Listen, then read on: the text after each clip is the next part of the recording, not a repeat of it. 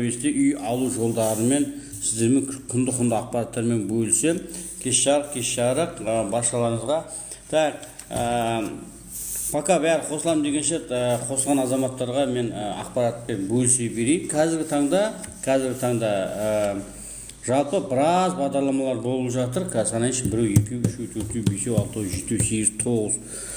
Достар, 9 бағдарлама өтіп жатыр. Қазір бүкіл Қазақстан бойынша соның барлығын бір-бір деп айтып өтейін.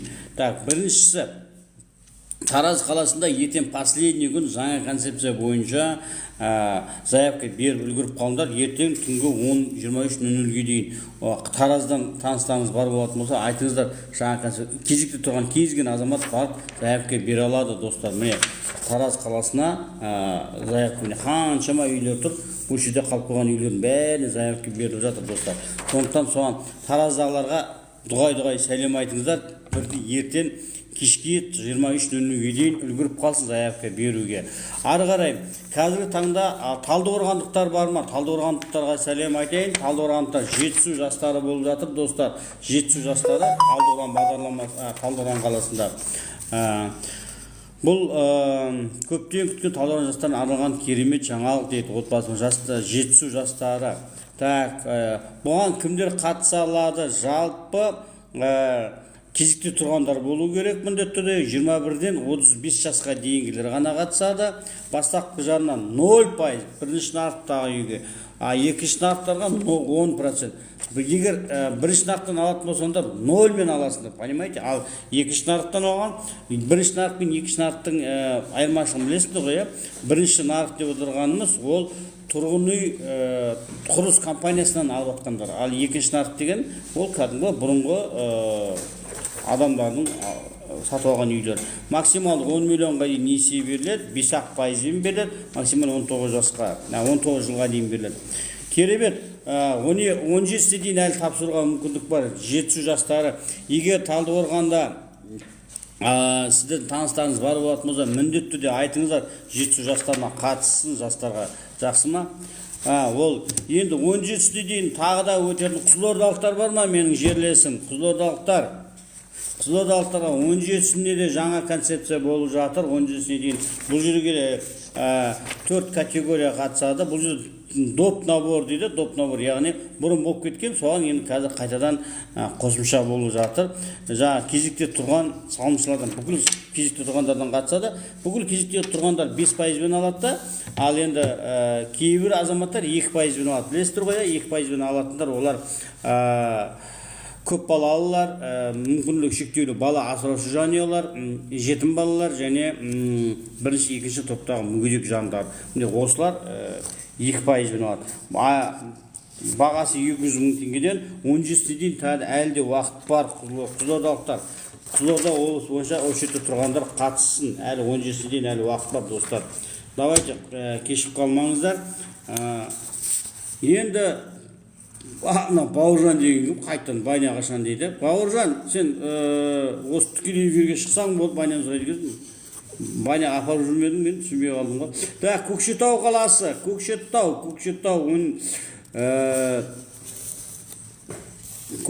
қаласы, ол да 17-сіне дейін болады. 17-сіне дейін болады. 239 мың теңгеден. Бұл жерде де біраз пәтерлер бар екен. Көкшетау қаласы тұратындар бұған да қатысып көріңіздер. Бұл жерге де 2%-бен қатысады. 2%-бен және только 2%, тек қана 2%-тер ғана қатыса алады екен. Жаңа аталған 4 категория қатысады, достар. Енді келесі семейліктерге де тағы ақпарат, достар. Семейліктерге ақпарат, ол да 17-сіне дейін Семейде болып жатыр. 200 мың теңгеден чистовая жилкіден болып жатыр, достар. 72 пәтерге заявка беруге болады. Яғни кезген кезекте тұрсаңыз болды. Семей облысы бойынша, Абай облысы ғой, деп айтқанда, сол Абай облысы Семей қаласынан сіздер алуға мүмкіндіктеріңіз бар, достар. Сондықтан заявка беріңіздер. Әлі 17-ге дейін уақыттарыңыз бар. 17 күні кешке дейін заявка беріңіздер. Отбасы банк .kz сайтын. Егер көмек керек болатын болса, нөмірге хабарласып, мен жаңағы рабочий нөмірге хабарласып, толыққанды ақпараттарды алып аласыздар. Ал енді Ақмола облысы, Ерейментау, Ақмола облысында тұрып жатқан азаматтар бар ғой, Ерейментау қаласынан алуға да болады 17 күні, 17-сіне дейін. Бұл жерде неше 18 пәтер бар екен барлығы. Чистовой отделкеде 130 мың теңгеден ғой. Чистовой отделкеде міне Ерейментау қараңыздаршы. Ерейментаудан да алып алуға да болады. Бұл жерге де 5% бен 2% бен тұрған азаматтар. Яғни бүкіл кезекте тұрған азаматтар. Таныстарыңыз бар болса, Ерейментау жақта тұратын, Ақмола облысы жағында тұратындар барлығына жіберіңіздер, Ерейментаудан алып алсаңдаршы деген сияқты үйлерді алып алуға болады. 2% ғой, керемет ғой, 5%. Алғаш жағына 10%. Білмеймін, мен ондай мүмкіндікті жібермеу керек. Енді арғарай Ақмола облысында тағы да бір керемет жаңалық 17-сіне дейін тағы да бар. Щучинск қаласында 2% бен де 5% бен де алып алуға да болады. 180 мың теңгеден пәтерлер бар екен. Мұнда бірақ түсінгенім бойынша тек бірақ пәтер ғана қалыпты. Бірақ пәтер ғана алған. Соған енді заявка беріңіздер. Мүмкін сіздің бағыңыз жаңағы Щучинскте үйде болады достар. Енді тағы да айта кететін дүние, Талдықорған қаласында жаңағы Жетісу облысы дедік қой, Жетісу жастары болып жатқан жерде Талдықорған қаласында концепция бойынша 2% бен 5% бен өтімдер қабылдап жатыр екен. Міне өтімдер мінекей Талдықорған қаласында да болып жатыр. Әлі ол 20-сына дейін болады. Енді шымкенттіктер қайдасында? Шымкент азаматтары қамқор бағдарламасына қатысқандар, оларға табыс көзін растау өтіп жатыр. Үстім сонда жүресаш, үстім айтшы. Тікелей эфир. Ипотекалық дәрігер. Құрметті қамқор өңірлік бағдарламасына қатысушылар, міне орда 8 қаңтардан 28 қаңтарға дейін сіздер төлемақы қабілет растап аласыздар. Яғни төлемақы қабілеттегі соңғы 6 ай пенсион қалғанда ақпарат көрсетесіздер. Осы бағдарлама бойынша сіздер өтесіздер, өтпейсіздер.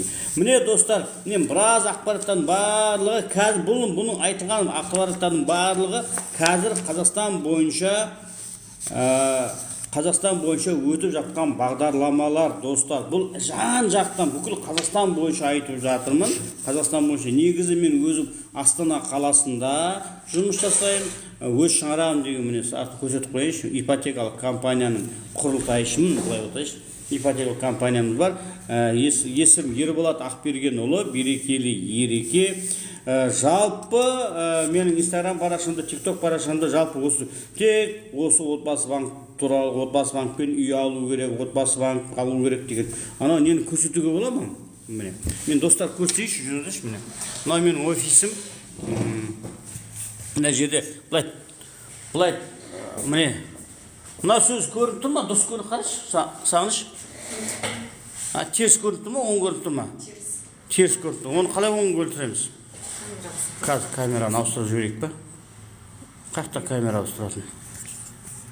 Ой, білмей жатырмыз достар, қазір камераны ауыстырып тастайық. Ойбай, завершить баспа. Переключить камеру дейді. Все, міне достар, қараңыздар. Менің офисімде мынандай сөз жазылып тұр, қараңыздар. Өзге банктар бір төбе, отбасы банкім бір төбе дейді. Міне, мен шырылдап жүрем, отбасы банкпен алыңыздар үйдің барлығын. Ол үшін істеу керек, ол үшін отбасы банктан үй алу үшін істеу керек, барынша экономдау керек. Экономдау үшін істейміз, қоя жесең қой қалар, тарта жесең тай қалар, тоя жесең не қалар. Яғни бұл сіз қаражатыңызды қолдан келгенше максималды үнемдеңіз деп тұр. Ал енді үнемдеу үшін енді мына қағидамен жұмыс жасау керек. Ақшаны табу қиын, оны ақылмен жасау одан да қиын. Расында да ақша табу деген қиын дүние, бірақ оны үйреніп алсаң, бірақ оны ақшаны ақылмен жұмсау одан да қиын. Ал енді жалпы ақша табатын кезде сізге Алла тағала мүмкіндік беріп қояды. Сондықтан міне 3 нәрсені кері қайтара алмайсың.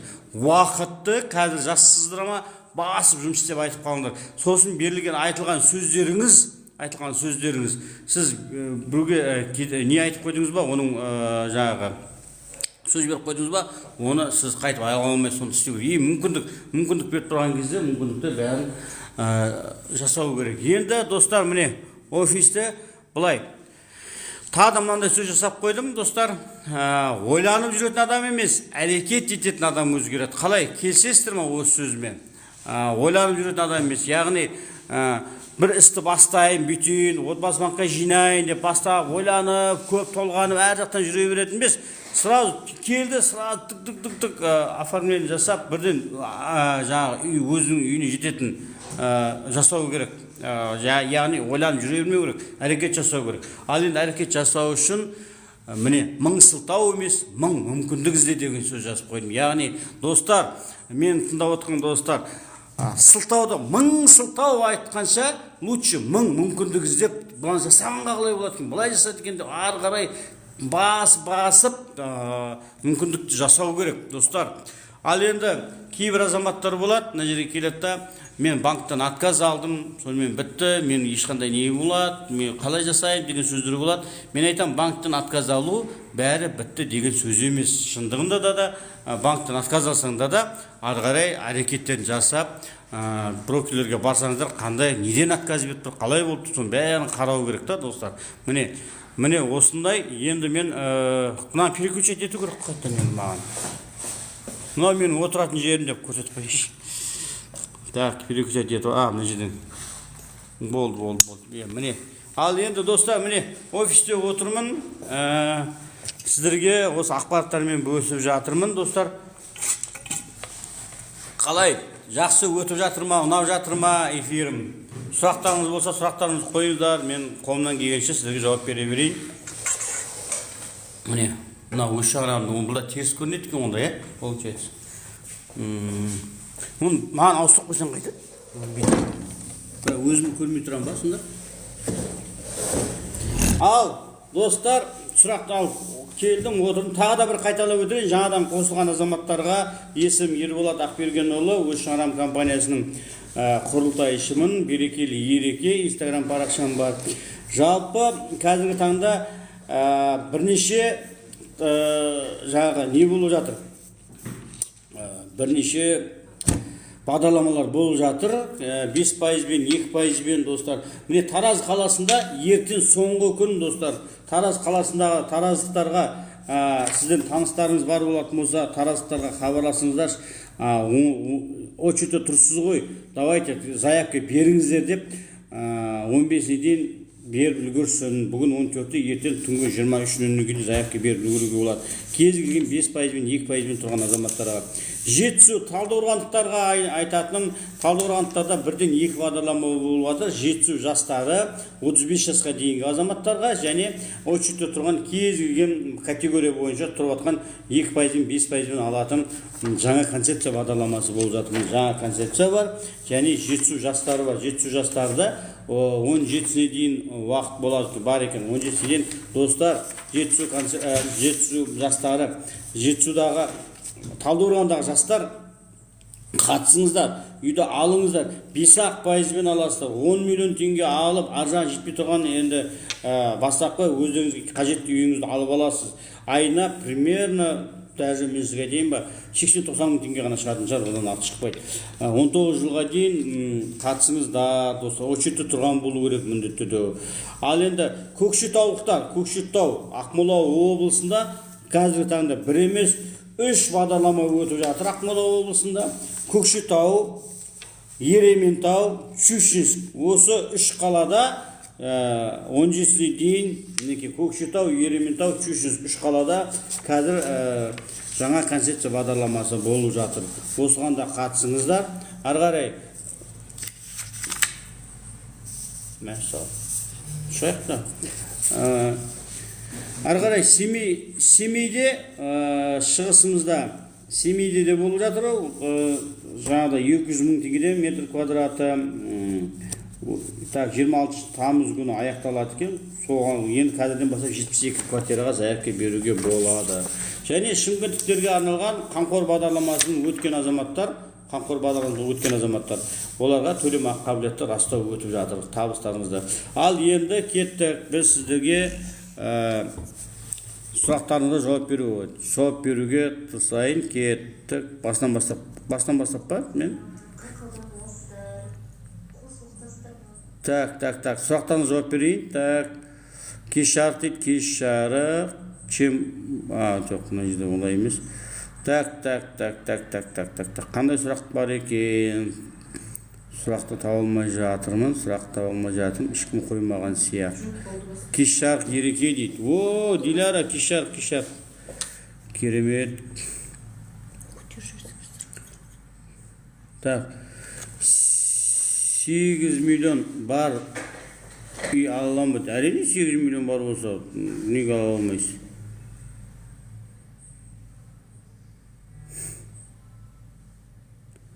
Так. Ақерке Астанада дейді. Астанада болады енді бұйырса, Құдай қаласа. Қандай банк дейді? Отбасы банк қой, мен көбінесе айтатыным. Так, тұрғын үйлер дейді. О, Мейірбек бауырым, күшті не қойыпсыз ғой? Огонь қойыпсыз ғой, рахмет. Жоқ монша дейді. Бауыржан жауап берді ғой, монша жоқ деп. Военлар квартирныйды қалай алуға болады? Военларды квартирныйды қалай алуға болады? Бека Нұрғалиев, сіз военный болсаңыз, сізге итақта квартирный береді ғой, жилищный выплата. Қалай жақсы түсіндіресіз дейді. Бақытгүл, рахмет неңізге, комментарийіңізге.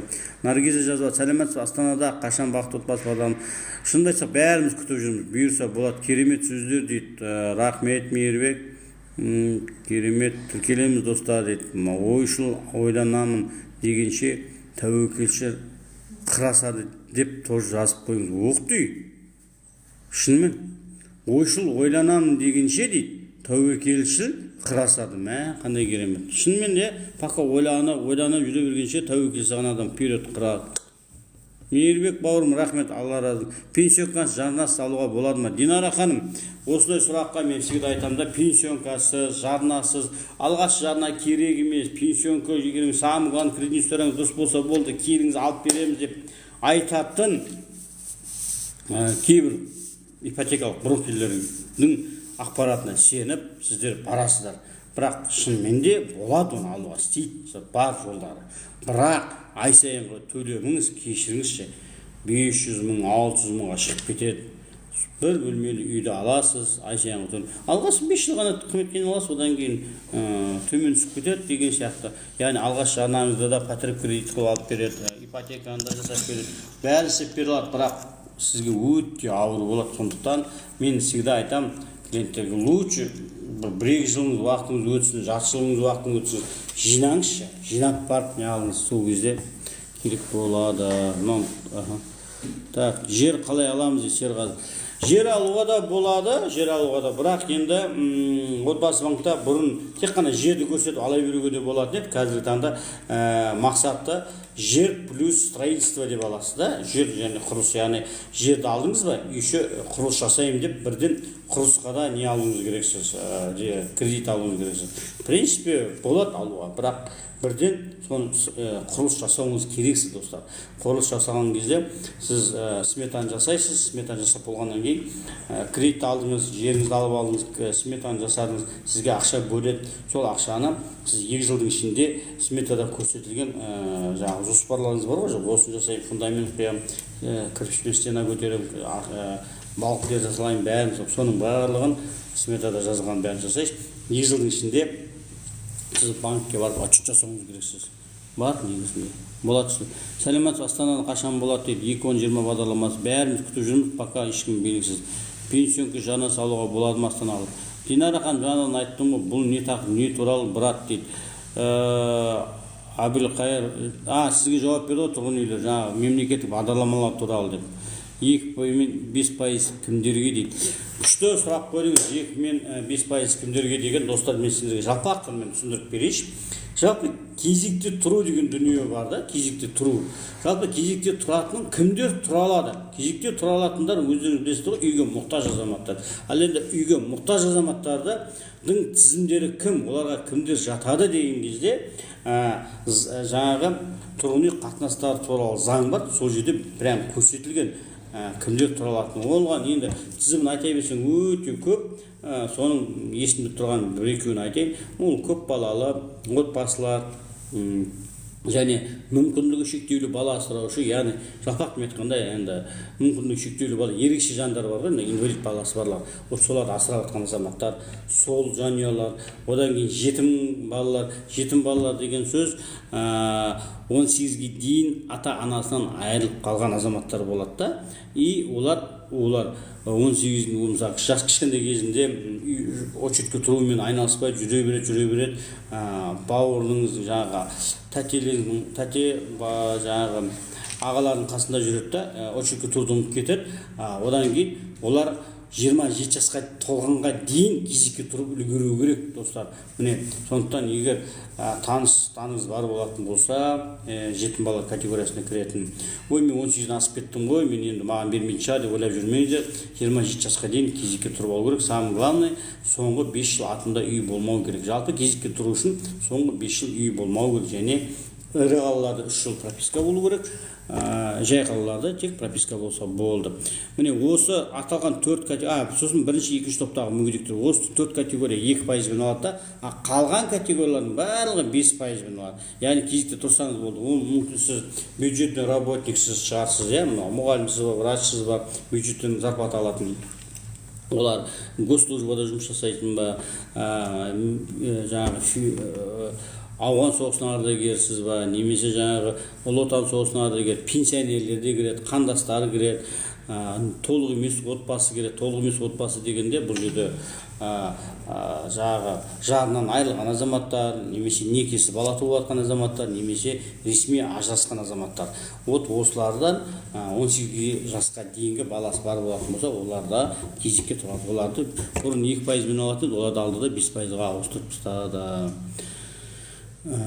Сол енді жалпы кезекке тұру мәселесі. Енді мен сіздерге өзгеріс айтайын. Отбасы банкта майдан бастап, Алла қаласа, артында үйі жоқ кез келген азаматтар бар ғой, категорияға жатпайтын, ешқандай категория жатпайтын.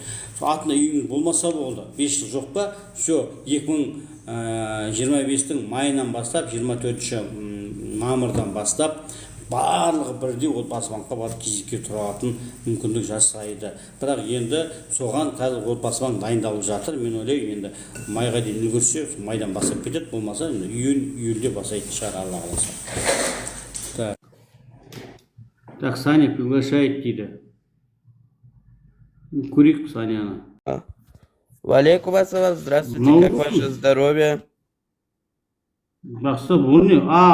Не ғой, жарсыз. Жасып?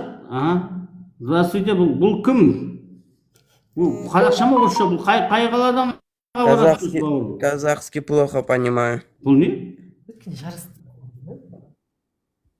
А ты откуда? Алмата.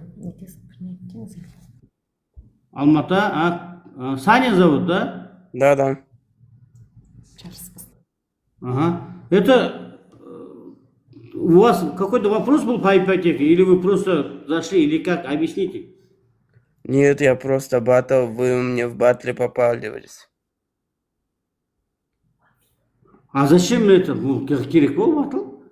Я сейчас объясняю просто по ипотеке. Если честно, своим подписчикам объясняю ипотечные программы, как получать ипотеку и так далее.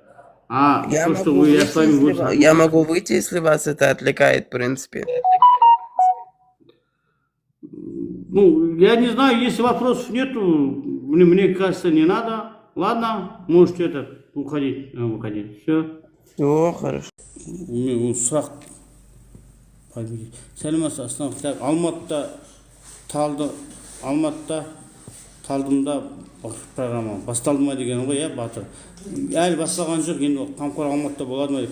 Қамқор бағдарламасы тек қана Шымкентте, қалған жерлердің бәрінде Алматы жастары, Атырау жастары, Атырау жастары деген сияқты, Сыр жастары деген сияқты. Қазір. Шынар звондап жатыр қазір. 3 лям бар отбасы банкте, биыл Алматыдан үй ала аламын ба дейді. Абдыразақ бауырым Жұмабеков. В принципе 3 миллион теңге барып алатын болса вознаграждениесін қарау керек, ары қарай есептеу керек. Неге мүмкіндік бар ғой, егер вознаграждениесі бәрі дұрыс келетін болса, үйлі алайын деген дейді Самат дейді, 6 ай болды дейді. Вознаграждениесі кетіп тұратын болса, пожалуйста, без проблем болады. Саламатсыз пенсионкадағы ақшаны құюға болады ма дейді. Әрине, егер порогтан асқан болатын болса, құюға болады. Әрине. Қай жақта тұрады дейді. Мен Астанада тұрамын. Мен Наргиза, мен көпбалалы отбасым кезекте 10 жыл болып тұрғанмын. Күтімім 2%-мен алғым келеді. Алла қаласа бәрі болады. Күтіп, до конца бару керек, алу керек. Аға, басыңда жер болса, ничего страшного, басыңда жер болса, Элеонора, қатысай бере аласыз, кезекке тұра аласыз. Атымда ұлғана бар, 21 жас дейді. Жақсы. Так. Батыл ойнағысы келген ғой дейма. Ой, құдай, ондай батыл дегенді түсінбейміз, біз деген жастар емеспіз ғой. Так, аренданы жүйелеу дейді. Аренданы жүйелеу, жилфондтың ақпараттар көріп отырсаңыз, аренда жүйелеу бастаған кезде заявка беруге болады. Ассалаумағалейкум дейді. Уағалейкум ассалам. Қалыңыз қалай дейді. Оразбаева, жақсы, шүкір. Мен группамын. Мен екінші группа, жасым 55-те болама дейді. Я бірінші екінші группа неге тұра алады ғой, четке тұра алады. Мен мына қозғалтып атымын. Болды, я? Болды. Жалпы сұрақтарыңыз болып жатса, достар, қоя беріңіздер. Жалпы, міне сәлеметсіз, жолдасым атында үй бар, үйлі, басқа қандай бағдарлама қатыса аламын дейді. Арман Күл Қалман деген хабарласып жатыр екен. Так, Элеонора 20 миллион үйін алу үшін вознаграждение қанша болды? 20 миллион үйін алу үшін вознаграждение 100 мың теңге жетеді. 100 мың теңге болады. Менің таблицам бар еді, хит таблицам. Соны алып алсаңшы, хит таблицам шығарып берші, көрсетейік. Міне. Наурыз отау қашан басталады? Енді қазір отау деген жоқ, Наурыз барлығы. Міне. Достар, менде Инстаграмда мынандай хит таблицам бар. Осыны біздің өз шарама хабарлассаңыздар алып алуға болады. Мына жерде қанша үйдің бағасы, оған қандай вознаграждение болу керек. Мынау 7,5-мен алған кездегі төлем. Мына жақта егер вознаграждение осындай болса, онда мынаны 5%-мен алған кезде төленеді. Осыны хит таблицам бар. Осыны жекеге жазсаңыздар, дайректке алып алуға болады, достар.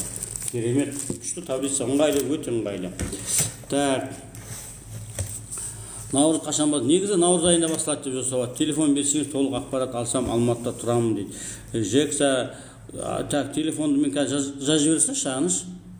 Рабочиймен, қазір өз шарам несімен жазып жібереді сізге. 7. Так, жазып алыңыздаршы номерді, рабочий номерді. Так, 8 775 060 20-22.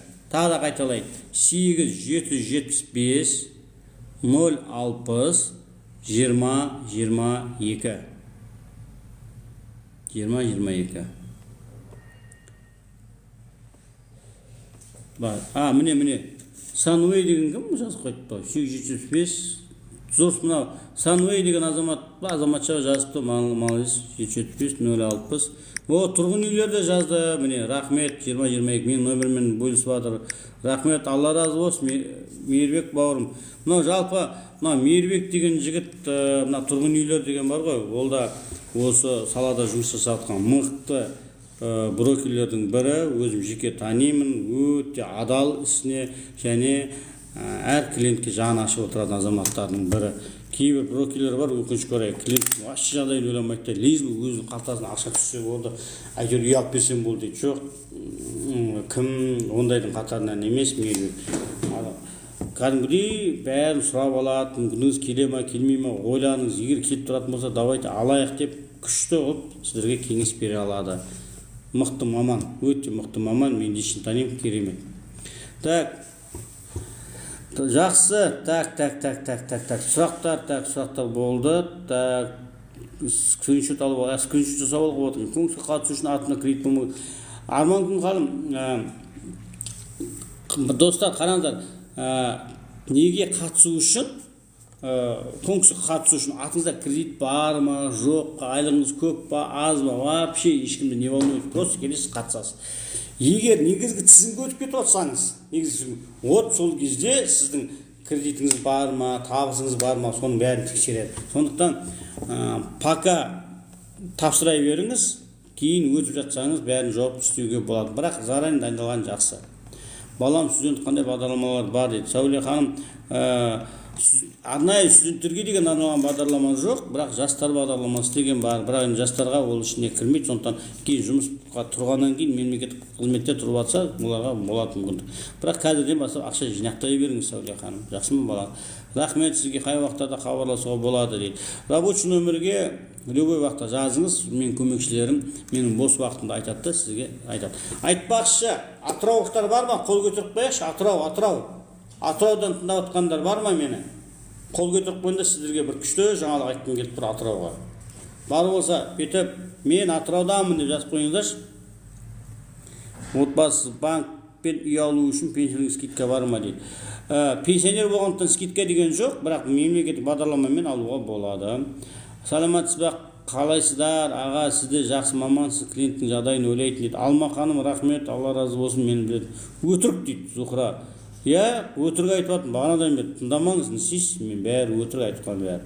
Таразда бар ма дейді. Таразда болып жатыр ғой, мен жаңа айттым ғой. Таразда қазіргі таңда Таразда ерте соңғы күн жаңа концепция, достар, міне осынша объекттің бәрінде болып жатыр. Кезет заявка беріңіздер, отбасыбанк.kz-тен. Қай қала дейді? Мен Астана қаласында. Алматы айтасыз дейді, рахмет. Сылтауратып көп дейді. Мен сылтау барсам қайтарып жібереді дейді. Білмеймін ғой, енді өтірік сылтаурат. Мен білмеймін, ешкімді қайтармаған сияқтымын, енді білмеймін. Таразда жаңалық жоқ па? Таразда болып жатыр, ертең последний күн деп айттым ғой, мен бардым Отбасыбанк дейді. Отбасыбанкте сылтаурат өтірік па? Енді жоқ, енді Отбасыбанкте сылтаурат айтпа, енді жамандамақшы Отбасыбанк дейді. Өзім жақта жұмыс істегем, 7 жыл жұмыс жасағам, 7 жыл. Мен Отбасыбанк туралы жаман сөйлесе, маған көңіліме келіп қалады десем, жамандамаңыз, олар бәрі жақсы деп айтайықшы. Енді бар ғой, енді қаншама адам болғаннан кейін ішінде бәрі бірдей жақсы болуы мүмкін емес. Мүмкін сіздің біреуге бір менеджердің түсіндіргені ұнамай қалған шығар, бірақ негізі ішінде жақсы мамандар өте көп. Мен өзім жұмыс жасадым ғой. Қызылорда облысында бар ма дейді. Зура, сіз Қызылорда облысында, мен жаңа айттым ғой, мен Қызылордада қаяқта жаңа. Қызылордада болып жатыр, кеше 13-інде басталды, міне 17-сінде последний күн. Сондықтан заявка беріп жүріңіздер, 2% мен 5% алатын үйлер бар. Заявка беріңіздер, біраз үйлер бар, оған қатысуға болады. Шымкент қаласында бар ма? Шымкент қаласында қазір таңда тек қана не болып жатыр? Қамқордан өткен азаматтарға төлем қабілет растау өтіп жатыр. Қалай аламыз, түсіндіріп жіберіңізші дейді. Кана дейді. Қалай алғанда бұл бағдарламалардың барлығына қатысу үшін әжелі кезекте тұрған болуыңыз керексіз, табысыңыз болу керек. Кезекте тұрған жаңағыдай программа басталды деген ақпарат естіген кезде отбасыбанк.kz-ге кіріп, логин пароліңізді жазып, заявка бересіз. Сосын негізгі тізімге өткеннен кейін төлемақы қабілеті растап аласыз. Ал мен айтқан барлық мемлекеттік бағдарламалар, ал негізі басқа да жолдары көп қой, оның барлығын енді жаңағы айтылған нөміріме хабарласаңыз, бірінші айтып бере аламын. Ассалаумағалейкум, биыл войне қандай бар? Найман дейді. Ассалаумағалейкум, уағалейкум ассалам. Найман бауырым, негізі осы войнелардың шынымды айтсам соңғы 2-3 жыл ма, 3-4 жыл болды ма, бір бағдарлама шығып жатқанда жоқ. Мен көп болды естімегелі. Сондықтан бәлен түген бландай деп шығатынын білмеймін. Қазір оның еще бұрын военный ипотека деп айтатын еді, әскери баспана деп. Әскери баспана деп аталатын, оны қазір жаңа баспана деп атауын өзгертіп тастады. Сондықтан жаңа баспана ипотекасы басталды деген ақпарат естіп жатсаңыз, ол значит әскерилерге арналған бағдарлама деген сөз, достар. Бірақ ол білмеймін, қай кезде болатынын, қалай болатынын ештеңе айта алмаймын. Алматыда бар ма дейді. Пока Алматыда жоқ. Зухра дейді, әрине дейді. Әрине енді жаңа айтқан сөзіңіз шығар, көп консультанттардың ішінен барлығы бірдей емес деген айтқан сөзім әрине деген шығарсыз. Алматыда қай районда жерде бар дейді. Қай районда жерде бар. Айдархан, сұрағыңыз түсінген жоқ. Алматыда қай районда жер бар дейсіз бе сұрағыңыз? Или қай районда Отбасыбанк бар деген сұрағыңыз ба? Мен сұрақ нақтылап қойсаңыз. Ассалаумағалейкум, брат, Оралда бар ма дейді. Болат, уағалейкум ассалам. Оралда пока бағдарлама болып жатқан жоқ. Болып жатса, мен осылай тікелей эфирлерде айтып отырамын. Немесе TikTok парақшамда мен көрсетіп жазамын. Әр адам өзі біледі дейді. Дұрыс айтасыз, өзі біледі. Шымкентте тұрмын, Астанада не аламын ба дейді. Шымкентте тұрып, Жеңіс мырза Болат алуға. Неге болмайды? Мүмкіндік бар. Так, Эльмира дейді. Отбасы банкке халыққа тиімді консультация бермейді, қанша банкке бардым дейді. Эльмира ханым, былай жасайықшы, сіз ешкімге ренжімеңіз қазір, ешкімге ренжитін заман емес, әркім өзінің тіршілігін жасап жүр, бәрі өз пайдасын мен ойлап жүрген заман болып кетті. Шындап келгенде, бәрі тек өз пайдасын ойлайтын заман болды. Баяғыда Совет одағында ойбай, халқым болсын, халқыма болсын деп жатқан азаматтар енді бар ғой, жоқ емес, бірақ ондай азаматтардың қатары сиреп кетті. Біз сияқты жақсы адамдар азайып кетті десеге өзін мақтап қойсам. Жалпы негізі маған келіңізші консультациямен, қуана сізге, Эльмира ханым. Мен өзім Астанада тұрамын. Егер сіз Астанада тұрмайтын болсаңыз, онда жаңағы номерге жазсаңыз, WhatsApp-пен осылай тікелей сөйлесіп отырып, сізбен консультация өткізе аламын. ИП-ні қайтару туралы 119 МРП-ні аспау керек дейді бухгалтер. Ол қалай, менде қаңтардан ипотека төлеймін дейді. Күшті сұрақ қойыпсыз, Омарта алты ИП-ні қайтару туралы 119 МРП-дан аспау керек дейді бухгалтер. Ол қалай, менде қаңтардан баса берек. Егер ипотека қазір төлеп жатқан болсаңыз, ИП-ні обязательно қайтарылады. Сіз заявление жазыңыз, пожалуйста. 19 МРП деген 467 мың ақша ғой, онда ИП-ні қайтарылмайды шығар. Осынша ИП-ні қайтарғанша жұмыс жасай, ол деген көп ақша ғой. Соның бәрін қайтарып аласыз, болады, жасай бер. Қазір қайтарай беріңіз. Түркістан қаласында бар ма дейді, пока Түркістан қаласында жоқ. Военный программалар бар ма дейді Найман. Жаңа сұрақ жауап бердім ғой, енді военный пока болып отқан жоқ. Оның аталуы қазір жаңа баспана деп өткен. Мақтанған емес, онлайн консультация алып отырамын осы ағайдан.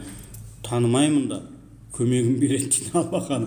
Рахмет, танымаймын да деген қалай кетті. Дұрыс, мені енді тек Инстаграмнан, TikToктан ғана көріп тұрсыздар ғой, енді былай енді жеке танымайтын шығарсыз, бірақ енді кейбір азаматтармен мен жеке араласам, мен бір қызық жері, менде былай екен. Менен үй алып кеткен азаматтар болады ғой. Олармен кейін үй іздеу барысында, ипотека барысында күнделікті, тіпті күніне 2-3 рет кездесетін күндер болады. Сөйтіп, кәдімгідей жақсы дос болып кетіп, бауыр болып кетіп, туысқан болып кетіп, ақыр аяғында кейіннен олар новосельеге шақырады, одан кейін араласып кетеміз. Енді сол араласып кеткеннің бір нышаны ретінде Атырауға менің оқырманым, менің клиентім тойына шақырып жатыр ғой. Мен сол тойға бара жатырмын, Құдай қаласа Атырауға. Атыраулықтар, суббота күні мен сіздермен кездесуге барам. Жұма күні той болады. Суббота күні мен әдейі қалдырдым уақытты, өткен воскресенье қайтам. Сол суббота күні мен сіздермен Атыраулықтармен кездесу, сол жерде тегін консультация кездесіп, өзім оқырмандармен кездесем деп жоспарлап жатырмын, достар. Нақтысын бәрін, ақпараттың бәрін айтамын парақшамда, қай жерде қалай да болады. Қарақтақ, бастапқы жағынан мемлекет сертификат бар ма дейді. Зура, керемет сұрақ қойдыңыз. Бастапқы жағынан мына жаңа концепция бойынша тұрғын үй сертификаты деген дүние бар. Ол ірі қалаларда 1,5 миллион, жай қалаларда 1 миллион теңге болады алуға. Табысыңыз егер әр адамға шаққанда шамамен 143 мың теңгеден аспаса әр адамға. Сіздің және жолдасының табысы бүкіл жанұяға шаққан кезде әр адамға бөлгенде 143 мың теңгеден аспаса, онда сіз тапсырыс беріп, егер әкімшілікте сол кезде қаражат бар болатын болса, сізге 1 миллион қайтарымсыз сертификат ақша береді. 1 миллион теңге или 1,5 миллион теңге. Таразда тұрам, ертең отбасы банкке барайын ба, счет ашып жинап жатырмын дейді. Барыңыз, консультация керек болады болса, менің консультацияма жазылсаңыз болады. Без проблем, бару керек, қана білу керек ақпараттың бәрін. Ассалаумағалейкум. Темір жолшыларға программа. Абзал бауырым, әдейілеп темір жолшыларға деген бағдарлама жоқ, бірақ жұмыс жасап жатқан жастарға деген бағдарламалар бар, негізі шығып жатады. Оны мысалы көп адамдар, жастар, мысалы Алматы, Астана қаласында жинап жаңағы жұмыс жасап отқан, бір жыл жұмыс жасаған азаматтар үй алған, бірақ арендный жүйеде алды. Ол да болса да көмек қой енді. Ассалаумағалейкум, наличка 20%-пен қай банктен алуға болады? Атымда үй бар, депозит жоқ дейді. Дәл осы сұрақты жаңа тұрғын үйлер деген бар ғой, соған тікелей жазсаңыз, ол сізге күшті конкретно сізге жауап беретін еді.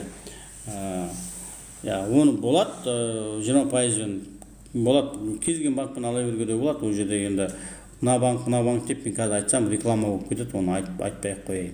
20% бастапқы жарнамен программалар бар ма Семей қаласы? Рахмет дейді. 20%-бен отбасы банкте екі бағдарлама бар. Ол біріншісі ол Наурыз бағдарламасы, наурызда басталатын 20%. Одан кейін жасыл ипотека деген бағдарлама бар. Енді жасыл ипотека Семей қаласында жоқ шығар, бірақ Наурыз бағдарламасымен қатыса беруіңізге болады.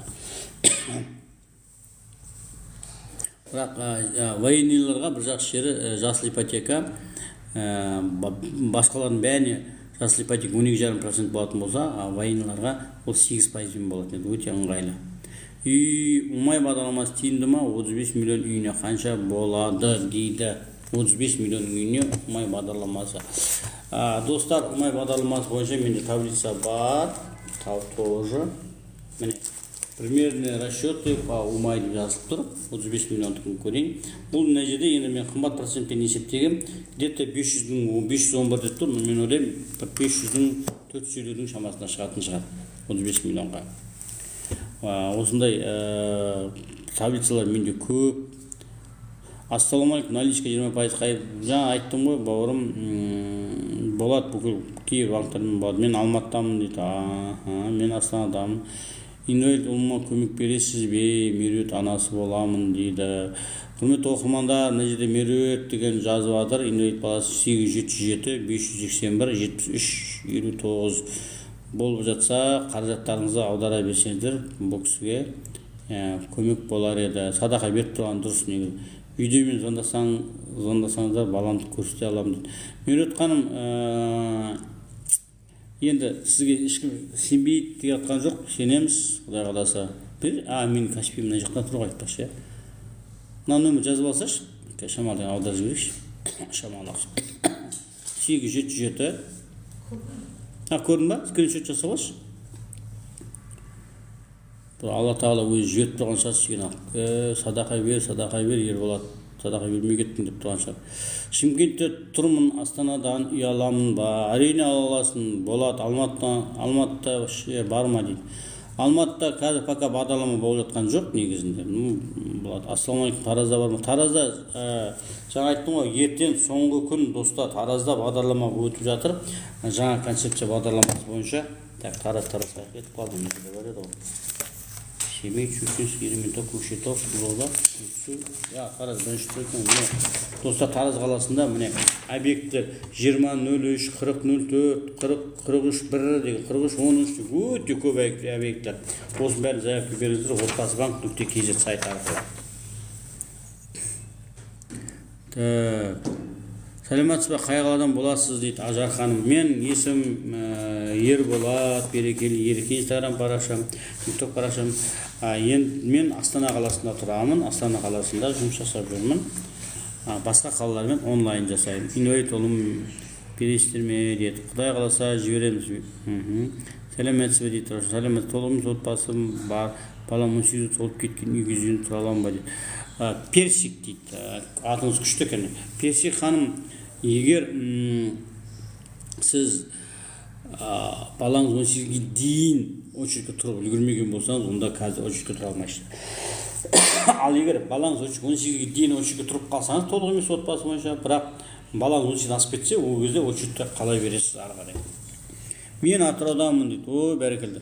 Мына Атыраудан атыраулықтар, Құдай қаласа 18 күні хабарласып отырыңыздар. Мен тікелей сіздерге Атырауға барып, мен бір офисті айтам, сол жерге офиске келсеңіздер, мен сіздермен консультациямен кездесіп, сөйлесіп, бар біліммен сіздермен бөлісетін боламын. Қандай компания дейді. Мен өз шарам компаниясы ипотекалық компанияның құрылтайшымын. Ерболат есімім, берекелі ереке Инстаграм. Сізбен хабарласуға болады ма? Гүлвира Ауылбекова, иә болады. Тағы да телефон бір қайталап өтейін. Жаңадан мүмкін қосылған азаматтар бар шығар. 8775 060 20 22 8775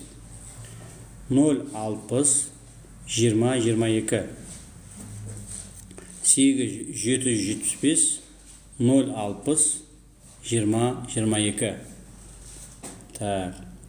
Жеке танысымда Алла қаласа жаздастан 2 бөлмелі пәтер алуға барамын, жақын танысамыз.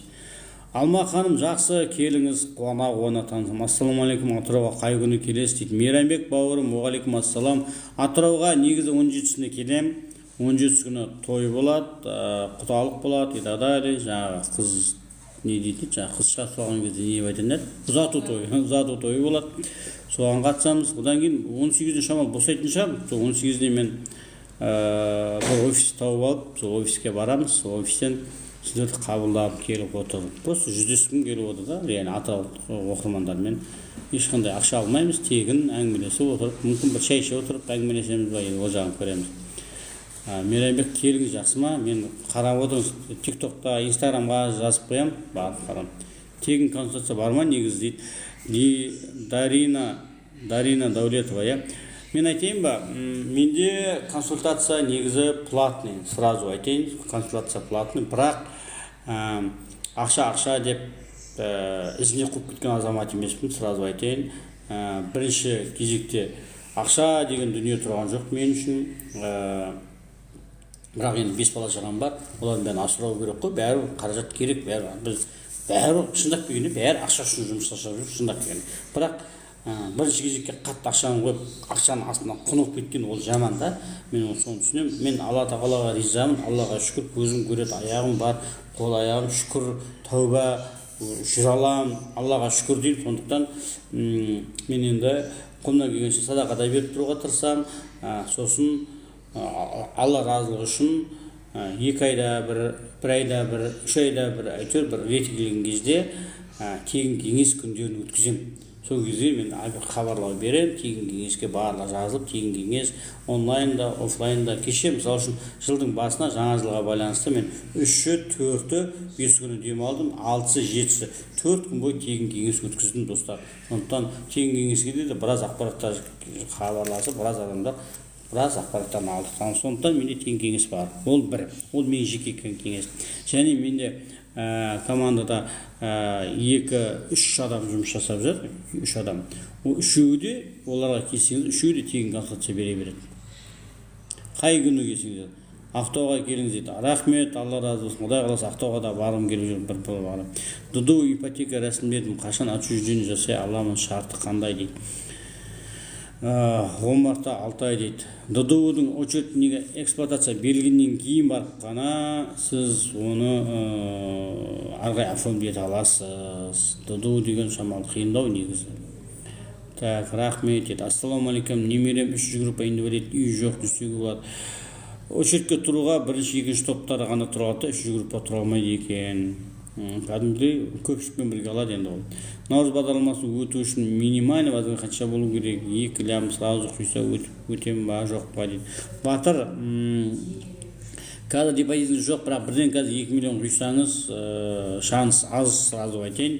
Өйткені бұрыннан жинап кеткен азаматтардың вознаграждениесі көп болғандықтан өтіп кетеді. Енді вознаграждение осынша болу керек, сол кезде өтіп кетесіз деп мен сізге ештеңе айта алмаймын. Өйткені әркімнің вознаграждениесі әртүрлі болады, мен нақты айта алмаймын. Бірақ алдындағы неге байланысты 70 мыңнан көптер өтті ғой, енді былай айтқанда вознаграждениесі. Көбісінде. Ассалаумағалейкум, қалайсыз, амансыз ба дейді. Уағалейкум ассалам, мақсат, шүкір Аллаға.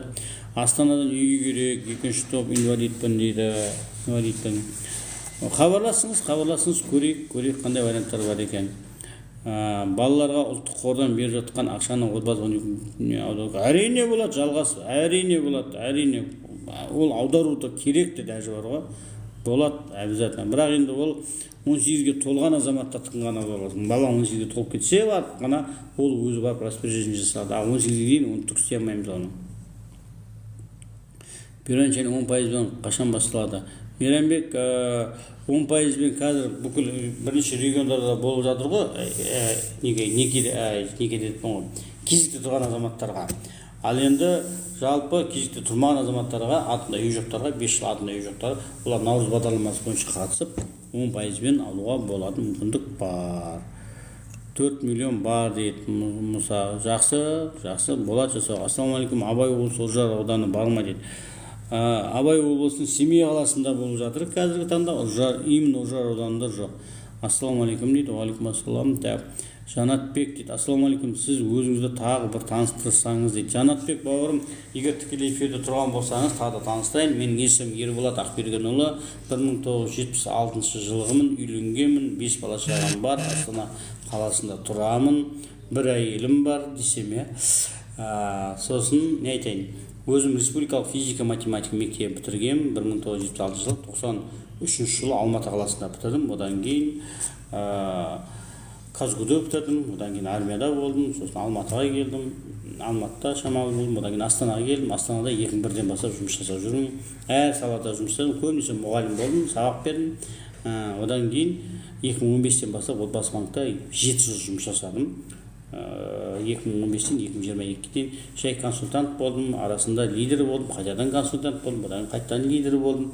В общем, ең соңғы қызметім Отбасы банкта лидер, орталық филиалдың лидері болып жұмыстан шықтым. Өзім шығып, өзім жеке осылай өз шағын компаниясын аштым 2022 жылы. Сондықтан менің рабочий нөмірім байқасаңыздар 2022 сонымен бітіп тұр. Қазақ дейді, мынау не? Жаңа не ма, бұлда тағы да шақырып жатыр. Батыл ойнау ма? Бұлғым? Ал қабылдатып көрейік. Батыл ма? Ой, батыл болса керу жоқ. Отклонить деп жатырмын ғой, не қайта болып жатыр. Ой, құдай. Жазып көрейік. Бұл не? Жеріп қалса не болады? Ештеңе ма? Балл беріледі. Бол. Оқырмандарыңызға біз сіз үшін тапет етсін.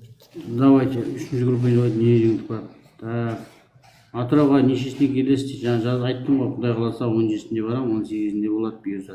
Ух ты! Мен оқырмандан бас салып жатыр ғой. 15-те 0 болады, ұтып жатыр. Батыл ма? Рахмет, оқырмандар, пайдасы жасағандарыңыз. Ол не сонда? Бұлар лайық қойса ұта ма? Не болады? Қай кезде ұтады? 21 болып кетті. Күшті. Наурыз бағдарламасының өту үшін, жаңа айттым ғой, 2 километр. Мына қайтадан доход растамай қалай алуға болады? 211-ден бастап 200-ден тұрмын, депозит 3 жыл асты дейді. Саягүл, егер вознаграждениеңіз қарайық, банковский вознаграждениеңіз мықты болатын болса, 3 жылдан асқан болатын болса, без проблем болады болуға. Вознаграждениеңізге байланысты, тем более 3 жылдан асқан екен. Так, Эльмира, менің нөмірім жазып қойды, рахмет.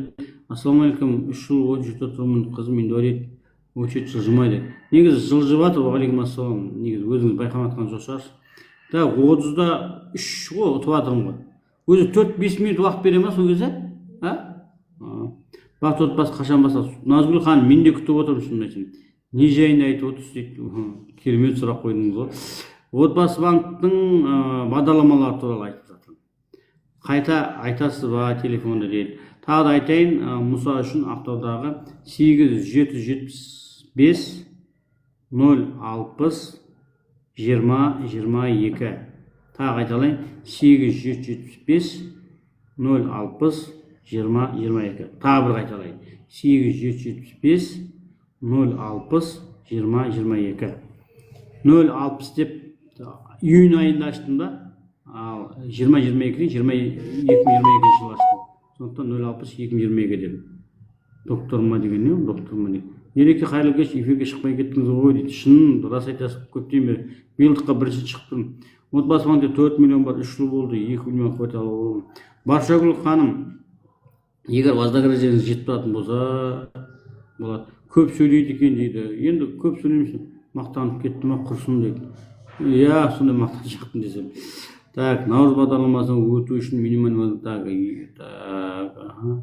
айттым оны. Доход пенсионка растамай қалай алуға болады? Мұны қайталанып жатыр ғой, телефон айтсам. Мен еле өтіп кеттім ба қайтадан? Рахмет жауабыңызға дейді. Жақсы, рахмет сіздерге пайдасын. Қалай алсақ болады, толық айтып берсеңіз. Жалпы үй алу туралы тең кеңеске маған жазылсаңыз, немесе жаңағы телефонға хабарласып, маған жазылсаңыз айтып беріп отыр. Қалай алсақ айтамыз. Телефон айтасы, телефон айттым ғой жаңағы. Қалай алсақ болады. Мынау рфмшда оқыдыңыз ба не? Нешеде жасыңыз дейді. Барс. Менің жасым 1976 жылғым, пока 48-демін, майда бұйырса 49-ға толамын. Аға, сәлеметсіз, 5 миллион бар, пенсионка да жоқ, доход жоқ, қандай проблема дұрыс айтшы, қанша төлеу керек дейді. Ай сайын қанша төлеу керек дейді. Ағжан, бұл жерде сіз лучше кеңеске жазылып барып жасағаныңыз дұрыс болады, достар. Мен сізге бәрін санап беремін, мен сіз кілтіңізбен кредитный историяның бәрін көріп алғаннан кейін мен сізге айтып беретін боламын. Так. Базарыңызден жақсы болу үшін депозитке ай сайын көбірек ақша салу керек па дейді. Иә, көбірек салу керек. Мен былай жасайықшы, Халида ханым Инстаграм парақшама кіріп қараңыздар, соның ішінде бір пост бар. Аман есен тұрар мекен деген пост. По-моему, инстаграмда сөйтіп жаздық, Аман есен 5 миллион аман есен тұрар мекен деген. Соны қарап шығыңыз, соны бір қарап шықсаңыз, сол кезде күшті түсінесіз, қаншадан салу керек екен. Тегін консультация WhatsApp-қа жазсақ дейді. Қазір енді пока тегін емес, но кейін тегін консультация хабар болды деген кезде хабар сол кезде жазсаңыздар болады. Доход қанша болу керек деп, ол сіздің расходыңызға негізге байланысты бірнеше ақпараттар. Ұмайдың пайдасы мен кемшілігін айтсаңыз дейді. Керемет сұрақ қойдыңыз ғой, Нұргүл Молдабеков. Молдабекова шығарсыз енді, Нұргүл ханым. В общем, ұмайдың пайдасы бірінші алғаш жарнасы 20%, кейбір өңірлерде тіпті 15%, алғаш жарна аз, ал сонысымен пайда. Бірақ екінші процент ставкасы 12,5%, басқа банктермен салыстырғанда ол аздау, ол сонысымен пайда. Бірақ отбасы банктағы ең қымбат бағдарламалардың бірі болады, 12,5%. Сондықтан солай. 34,29. Мәсі, мен ұсып кеттім ба сонда? Так, жақсы. 10 миллион үй, 2 миллион шотта бар, қанша жылға 10 миллиондық үй, 2 миллион шотта бар, қаншадан төлейміз дейді. Жанболат, ол енді 10 миллионға басқа банктерде примерно 175 мың теңгеден шығады. Енді 2 миллионға бар болса 8 миллионға, онда шама одан аздау болады. Отбасы банкте ондай бағдарлама жоқ, бірақ. Все. Ошыл квартирный, квартирный. Поздравляем с победой дейді. Так. Болды ма? Все. Жоқ. Неге менің сұрағыма аттап кетіп жатырсыз дейді. Ерке қандай сұрақ қойдыңыз? Мен байқамай қалған жағын кешсіңізші. Мен вроде бәрі сұрақ қайттан жазып жіберіңізші, Ерке, ренжімесеңіз. Неге мен сұрағым аттап кетіп жатырсыз? Ұмайдың пайызы 12,5% па әлде 14,5% нақсыққа әркім әртүрлі айтады. Бұрын 14,5 болған, 14,4 болған даже. Қазір 12,5, 12,5-ке тұрақталды, 12,5 қазір. Нұргүл 12,5%. Ал енді переплата жағынан келген кезде прям қатты арзан деп айта алмаймын. Сосын ол бір екінші мәселе не? Төлемақ қабілетті растау қиындау болады. Кәдімгідей көп болу. Зарплата қанша болу керек одобрение алу үшін? Ерке, оны айтып отырмын ғой, ондай сұраққа жауап бердім ғой. Ол сіздің расходыңызға байланысты, неше бала шағаңыз бар и так далее. Оның бәрін лучше жеке консультация келген кезде мен сізге нақты есептеп айтып беремін, Ерке.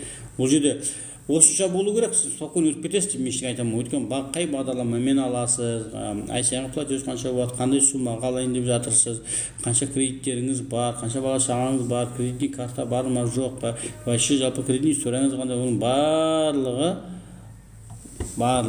барлығын сіздің НЦП кілтіңізбен көру керек.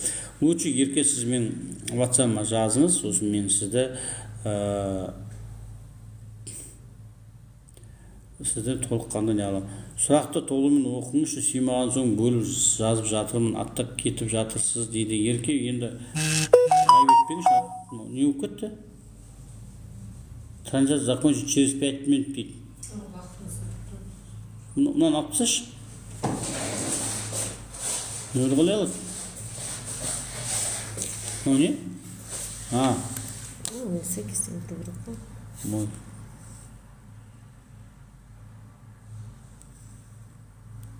Ой. Ыңғайшы екен. Нұргүл ханым, екінші банктың ішінде қайсысы тиімді деген ондай бәрі бірдей. Бәрі бірдей қымбат деп айтайыншы, болды. Арзаны жоқ ол жерде. Арзаны жоқ. Не қосылып кетті? Тағы бір адам қосылып ма не?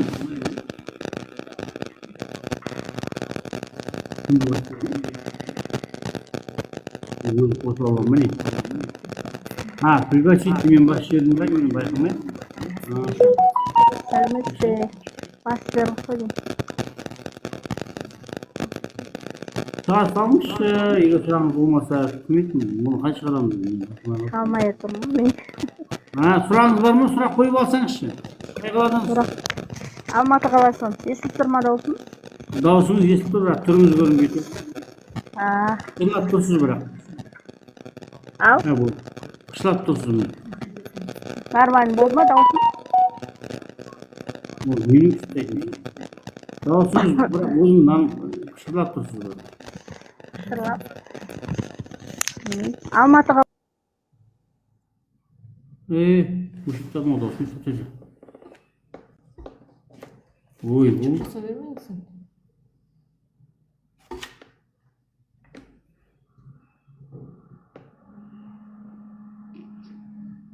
Подождите 30 секунд дейді. Ой, 30 секунд күте тұрыңыз. Сіздің дауысыңызды өшіп тастаппын байқамай.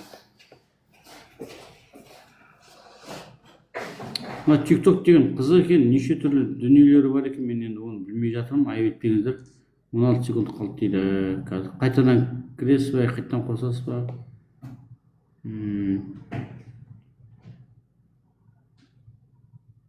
Ой, 5 секунд. Шыдамай барасың ғой 5 секунд. 1, 2, 3, 4, 5. Пусть натурально. Подключите дейді. Ой, құдай. Так. Қосмайыз. Қайттан кіресіз ба? Кім? Маған қосып тұрған кім қазір?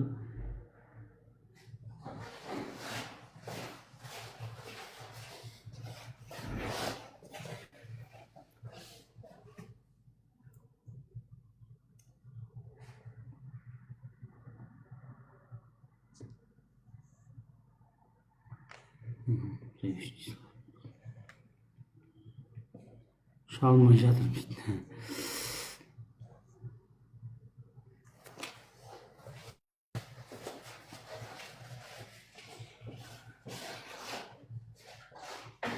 Так, сұрақтарыңыз болса тікелей маған шығып сұрақтарыңызды қойып алсаңыз болады. Так, наурыз бағдарламасы туралы айтыңызшы дейді Гүлнар. Сұрақ қойыпты. Гүлнар ханым, қай қаладан боласыз дейді. Мен Астана қаласында тұрамын. Наурыз бағдарламасы бойынша айтайын, наурыз бағдарламасы 7% пен 9% берілетін бағдарлама.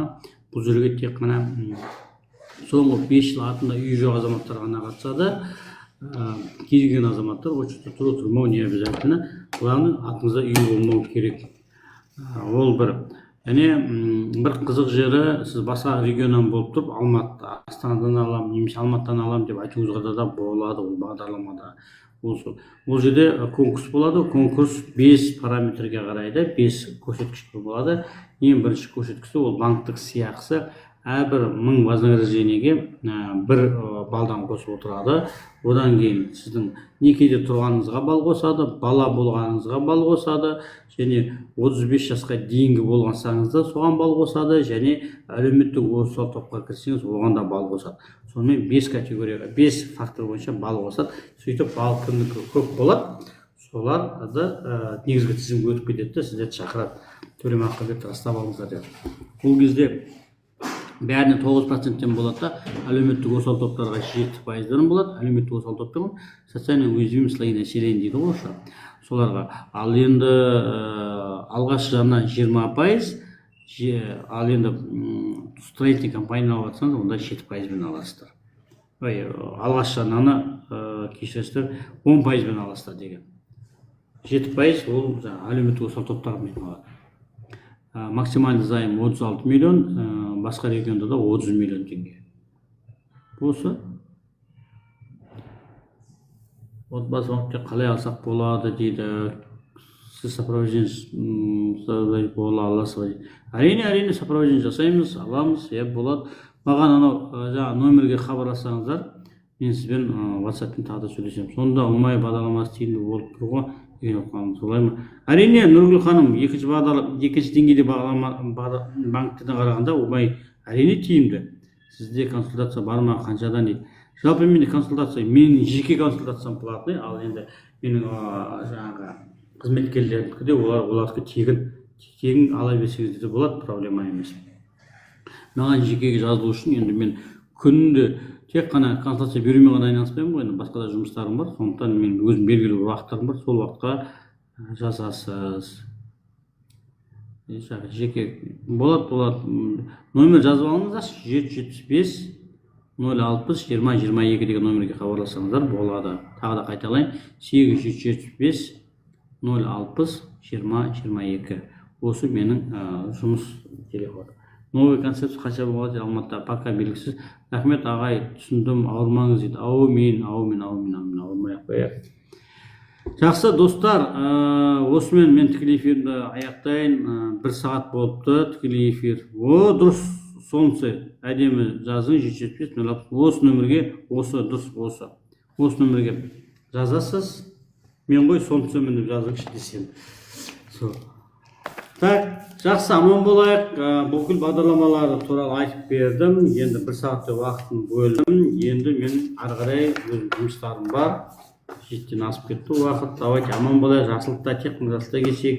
Қолдау көрсетіп, эфирге кіріп, батылға поддержка жасағандар үшін мың алғыс. Аман болайық, жақсылықта, аманда кешейік.